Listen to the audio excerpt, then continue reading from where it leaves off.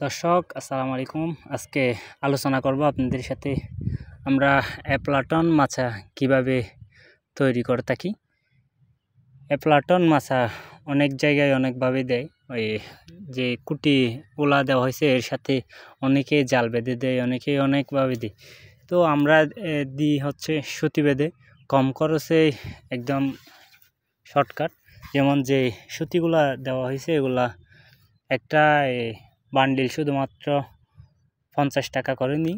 তো একটা বান্ডিলে অনেকটুকু জমিতে দেওয়া যায়। তো একটা সুতি থেকে একটা সুতির দূরত্ব দেওয়া হয়েছে শুধুমাত্র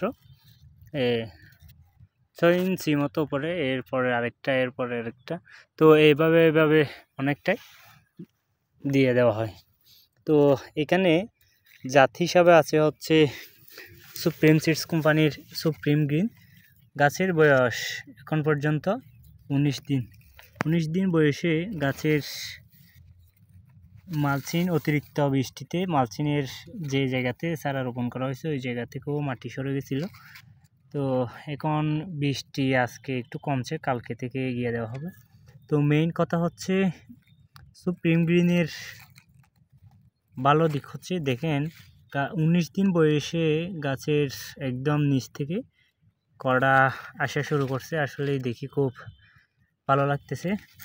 তো গাছের একদম নিচ থেকেই শাখা বাহির হয়েছে, ওই ঠিক শাখাতেও দেখা যাচ্ছে স্ত্রী ফুলের কড়া। প্রতিটা গিট যত বাড়তেছে তত স্ত্রী ফুলের সংখ্যা তত বাড়তেছে।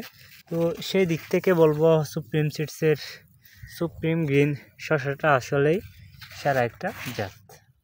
তো শসার জাত নির্বাচনে সুপ্রিম সিডের সুপ্রিম গ্রিন জাতটা আপনিও পছন্দে রাখতে পারেন।